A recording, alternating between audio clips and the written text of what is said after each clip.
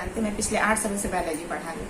आज हम digestive system के बारे में डिस्कशन करेंगे। तो डाइजेस्टिव सिस्टम में आपको देखा जाएगा जो हमारा डाइजेशन है वो एक मतलब बहुत ज्यादा कॉम्प्लेक्स प्रोसेस है। कॉम्प्लेक्स प्रोसेस का मतलब क्या होता है कि हम स्टार्च को लेते हैं, फिर स्टार्च को लेने के बाद क्या करता है हमारा जो इंटेस्टाइन होता है उसे ग्लूकोज फॉर्म में डाइजेस्ट करता है। जब तक हम ग्लूकोज फॉर्म में उसको डाइजेस्ट नहीं करेंगे तब तक हमारा बॉडी जो है उसे एक्सेप्ट नहीं करेगा।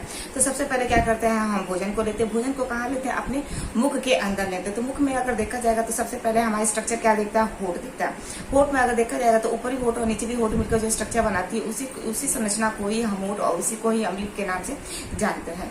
दूसरा अगर देखा जाएगा तो मुख गुहा क्या होता है? मुख तो हो गया, मुख गुहा क्या होती है? मुख गुहा जो होती है ना, ऊपरी होठ और निचली होठ मिलकर जिस कैविटी के अंदर खुलता है उसे हम मुख गुहा कहते हैं, माउथ कैविटी के नाम से जाना जाता है। माउथ कैविटी के अंदर अगर देखा जाए तो हमारा हमारा जीभ मिलता है और हमारा क्या मिलता है? हमारे दांत मिलते हैं। दांत में अगर देखा जाए जीभ क्या होता है? दांत और जीभ की सहायता से हम भोजन का पाचन स्टार्ट करते हैं। यानी कि जो भोजन हम मुख में हम ले रहे हैं, कॉम्प्लेक्स जो प्रोसेस है, यानी कि स्टार्टिंग का जो स्टेप है वो हमारा कहाँ से स्टार्ट है?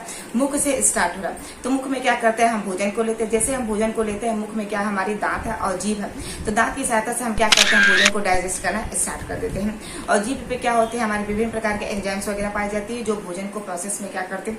अहम भूमिका देते हैं। यानी कि किसी केमिकल प्रोसेस को तेज करना ही काम हमारा एंजाइम का होता है, जिसे हम कैटालिटिक्स के नाम से जानते हैं। तो दांत जो होता है हमारे मुख के अंदर पाया जाता है। मनुष्य के अंदर अगर देखा जाए तो जीवन काल में दांत जो है दो ही बार निकलते हैं। एक दूध का दांत होता है और एक हमारा अस्थायी दांत होता है। दूध के दांत की जो संख्या होती है वो हमारी 20 होती है और अस्थायी दांत की जो संख्या होती है वो हमारी 32 होती है। तो जीवन काल में दो ही बार दांत निकल रहा है। एक तो आपका बाल्यावस्था में निकल रहा है और एक आपका यौनावस्था में। जब हम बाल्यावस्था जब हमारी खत्म होती है, धीरे धीरे हम यौनावस्था की तरफ अग्रसित होते हैं तो अस्थायी दांत वो परमानेंट दांत में क्या होता है? वो हमारा कन्वर्ट हो जाता है। तो मुख में जैसे हम भोजन को लेते हैं, भोजन क्या कर देता है? हमारे दांतों की सहायता को भोजन को चबाना स्टार्ट कर देता है।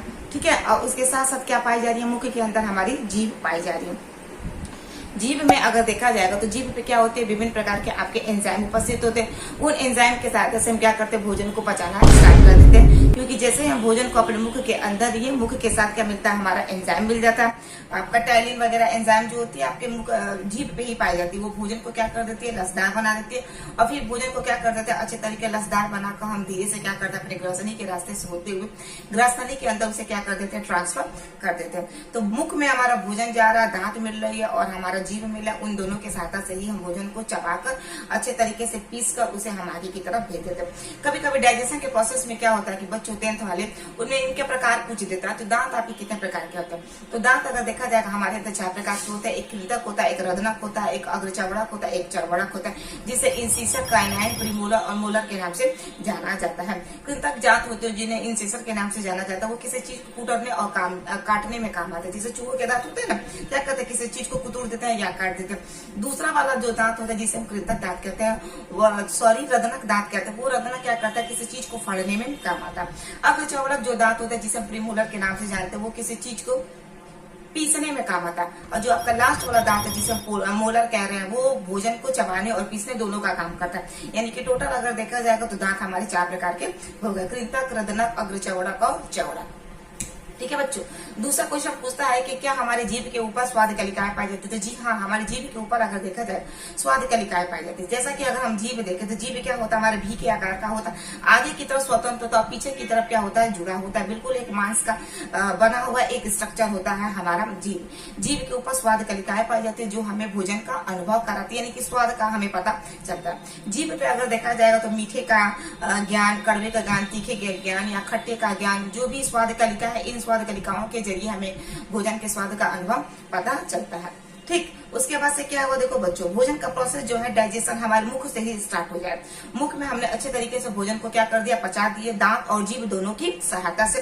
फिर भोजन को क्या किया? हम लोग निगलेंगे। तो निकलेंगे तो यहाँ पे क्या होता है? हमारा ग्रसनी होता है। उस ग्रसनी में अगर देखा जाए उसकी साइज होती है 10 से 12 सेंटीमीटर की स्ट्रक्चर बनता है। वो ग्रसनी से होते हुए भोजन को क्या करते हैं? यहाँ पे हमारा पाया जाता है एक कंठ, जिसे हम लीरेंस के नाम से जानते हैं। कंठ के बाद क्या होता है, 2 पाइप मिलती है, एक आगे मिलती है और एक पीछे मिलती है। आगे की जो पाइप होते हैं उसे हम विंड पाइप के नाम से जानते हैं, और लिगेंस के पीछे का जो पाइप होता है उसे हम फूड पाइप के नाम से जानते हैं, जिसे हम ग्रास नली कहते हैं। और आगे वाली जो नली होते हैं उसे हम श्वास नली के नाम से जानते हैं। तो भोजन जैसे ग्रसनी से होते हुए जब हमारे इसोफेगस में जाता है तो यहाँ कंठ के रास्ते से क्या, आगे की हमारा फूड पाइप हो गया, पीछे हमारा क्या हो गया, सॉरी, आगे हमारा विंड पाइप हो गया, पीछे हमारा क्या हो गया, फूड पाइप हो गया। तो भोजन जैसे सरकाते हैं ना ग्रसनी के रास्ते से, तो भोजन हमारा जाता है ग्रास नली में, जिसे इसोफेगस के नाम से जानते हैं। इसोफेगस और जो आपका विंड पाइप, इन दोनों के ऊपर क्या होती है, कपाट होती है। कपाट के ही रास्ते से क्या होता है, जो हमारा विंड पाइप वाला जो रास्ता वो बंद हो जाता है, और भोजन जो होता है ग्रसनी से होते हुए डायरेक्ट सड़क जाता है आके इसोफेगस के अंदर, जिसे हम ग्रास नली के नाम से जानते हैं। ठीक है, ग्रास नली से होते हुए जो हमारा भोजन है वो एक लंबा स्ट्रक्चर होता है, होते हुए हमारा जो भोजन होता है हमारे आमाशय के अंदर जाता है। अब देखिए भोजन को क्या किया हमने, मुख में पचा दिया, पचाने के बाद एक लंबी नली मिली है, उस लंबी नली से सरकाते हुए भोजन को हमने ला दिया आमाशय के अंदर। आमाशय में अगर देखा जाएगा तो आमाशय क्या होता है, हमारा जे के आकार का बना हुआ एक मांस का थैला होता है, वो भी आमाशय जे के आकार का होता है। उस मांस से बने हुए थैले में क्या आता है, हमारा भोजन आता है, और वो भोजन का जो पाचन होता है अक्सर अगर देखिए मैक्सिमम अगर पाचन देखा जाएगा तो हमारे आमाशय के अंदर होता है। मैक्सिमम अगर देखा जाएगा 4 घंटे तक आपका जो भोजन होता है हमारे आमाशय के अंदर होता है। इसलिए कहा जाता है कि कभी भी जब हम कुछ खाते पीते हैं तो खाने पीने के बीच में जो गैपिंग होता है हमारा मैक्सिमम 4 घंटे का रहना चाहिए। 4 घंटे के बाद ही कुछ खाना चाहिए। बार बार खाने से क्या होता है, हमारे पेट में एसिडिटी बन जाती है, और जब एसिडिटी होगी तो ये हमें डकार, उल्टी वगैरह आएगी, यानी कि लूज मोशन के हम शिकार हो सकते हैं। ठीक है बच्चों, तो क्या हुआ, भोजन हमारा आमाशय के अंदर है।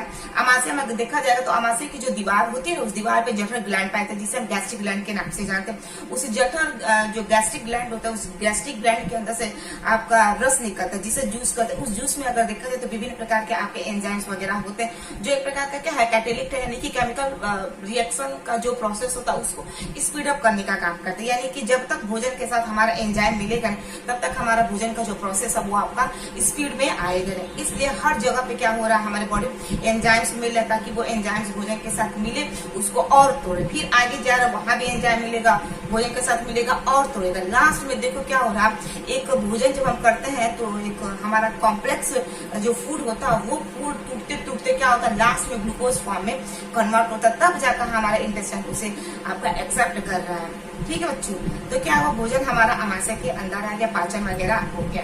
यहाँ देखा जाएगा स्टमक के अंदर क्या होता है, हमारा एक एसिड पाया जाता है जिसे हम HCl के नाम से जानते हैं। ये HCl क्या होता है, हाइड्रोक्लोरिक एसिड होता है। ये भोजन के साथ आए हुए बैक्टीरिया को क्या कर देता है, मार देता है। यहाँ भोजन को वो HCl क्या करता है, एसिडिक बनाता है। जस्ट आमाशय का अगर बगल में देखा जाए तो हमारी क्या होती है, लीवर पाई जाती है। लीवर को अगर देखा जाएगा शरीर का सबसे अगर देखा जाएगा लार्जेस्ट ग्लैंड जो है वो हमारा क्या है, लीवर है। अगर लार्जेस्ट ऑर्गन पूछा जाए तो हमारा स्किन। सबसे बड़ी ग्रंथि हमारे लीवर में देखा जाएगा तो लीवर भी क्या होता है, हमारा 1.5 किलो का बना हुआ है, एक थैला होता है। लीवर के 2 पालियां होती है। लीवर के बहुत सारे काम है, किसी अलग वीडियो में आपको इस चीज को समझाया जाएगा। अभी के लिए अगर देखा जाएगा तो लीवर के अंदर क्या होता है, बाइल जूस बनता है। वो बाइल जूस बाइल डक्ट से होते हुए हमारे ड्यूडेनियम के अंदर आता है। वो अगर देखा जाएगा नेचर में कैसा होता है तो आपका बेसिक होता है। हमारा HCl कैसा था, एसिडिक। आपका पित्त रस जो है वो कैसा, आपका बेसिक है।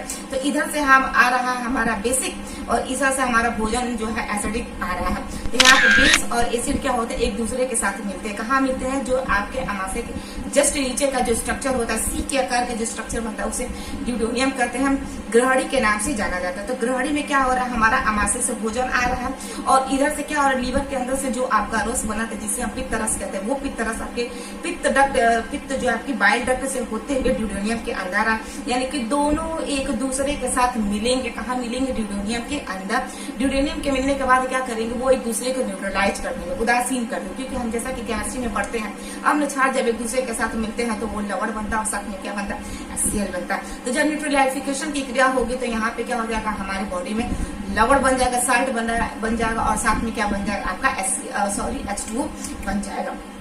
ठीक है, तो यहाँ पे देखो अम्ल क्षार एक दूसरे के साथ मिल रहा है। कभी कभी क्या होता है कि बॉडी में हमारे अगर देखा जाएगा बाई चांस का तो बहुत ज्यादा एसिड बन जाता है। देखो बच्चों, एसिड बनना बहुत खतरनाक चीज है, क्योंकि जितना ही ज्यादा हम भोजन करेंगे उतना ही ज्यादा तेजी से क्या होगा, हमारा जो स्टमक है वो और तेजी से क्या करने लगेगा, HCl बनाते रहेगा।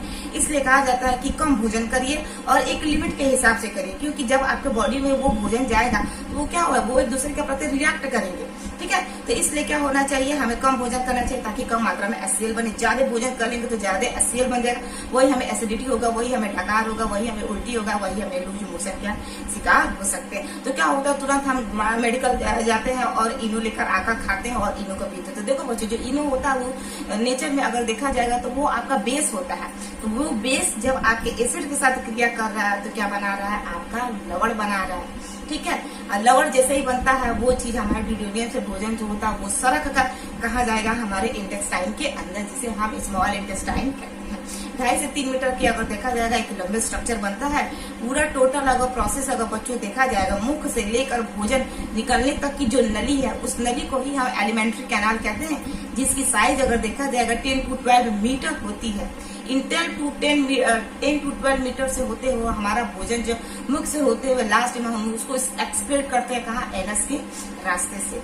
ठीक है, तो हमारा कहाँ भोजन आ गया, हमारे स्मॉल इंटेस्टाइन के अंदर है। जैसे स्मॉल इंटेस्टाइन के अंदर हमारा भोजन है, देखो कितना ज्यादा टूट रहा है। ठीक है, टूटने के बाद जब वो स्मॉल इंटेस्टाइन के अंदर आता है तो स्मॉल इंटेस्टाइन के अंदर भी क्या होते हैं, एंजाइम वगैरह होते हैं, जहाँ पे प्रोटीन और वसा का क्या होता है, आपका विखंडन होता है। यहाँ पे देखा जाएगा स्मॉल इंटेस्टाइन के अंदर क्या होता है, एक स्ट्रक्चर पाया जाता है, वेव लाइक स्ट्रक्चर होता है। वो वेव लाइक स्ट्रक्चर जो है हमारे स्मॉल इंटेस्टाइन के अंदर पाई जाती है, जिसे हम भिलाई के नाम से जानते हैं। इस भिलाई के ही अंदर क्या होता है, हमारा जो भोजन है ग्लूकोज रूप में बदल कर इस भिलाई के अंदर से जो हमारे ब्लड वेजल्स होती हैं, रुधिर वाहिनियां होती है, इन्हीं रुधिर वाहिनियों के रास्ते से हमारा जो ग्लूकोज होता है वो पहुंच जाता है हमारे सेल के पास। तो देखो बच्चों, इधर से भोजन भी हमारा ग्लूकोज में बदल कर आपके भिलाई के रास्ते से होते हुए पहुंच जा रहा है हमारे कोशिका तक, सेल्स तक। और इधर से क्या करें, भोजन के साथ हम ऑक्सीजन भी ले रहे हैं, तो ऑक्सीजन और ग्लूकोज दोनों ही पहुंच रहे हैं। कहाँ पहुंच रहे हैं, आपके सेल तक। जब सेल्स तक पहुंचता है तो सेल क्या कर देता है, उन दोनों को यानी कि आपका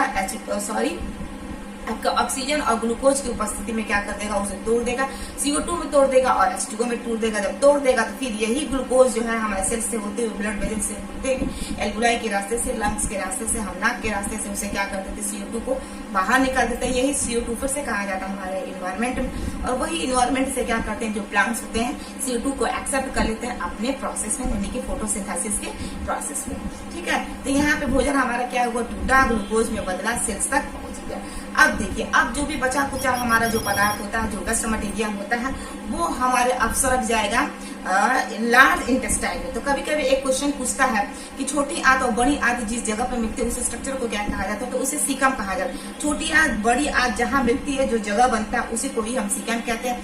सीकम से होते हुए लार्ज इंटेस्टाइन में आपका भोजन जाएगा, और लार्ज इंटेस्टाइन में क्या होता है, भोजन को और तेजी से ऑब्जॉर्प्शन होता है, यानी कि जो बड़ी आंत होती है, बड़ी आंत क्या करती है कि भोजन के अंदर जो भी उसके अंदर बचा हुआ जो वाटर होता है या जो मिनरल वगैरह होते हैं, वो और क्या कर लेते, तेजी से सोख लेते।